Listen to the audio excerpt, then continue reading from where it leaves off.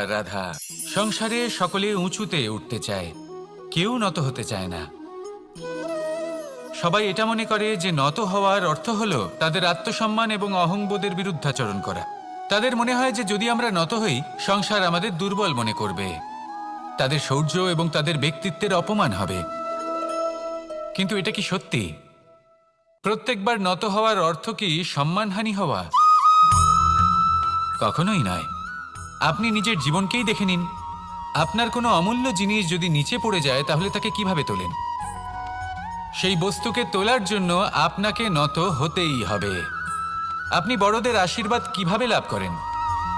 আপনি নত হয়ে তবেই তাদের আশীর্বাদ লাভ করতে পারেন, তাই না? ভেবে দেখুন, আপনি একটা পথে হাঁটছেন, আপনি দেখতে চাইছেন যে আপনি সঠিক পথে হাঁটছেন কিনা, পায়ের নিচে কাঁটা পড়ে আছে কিনা।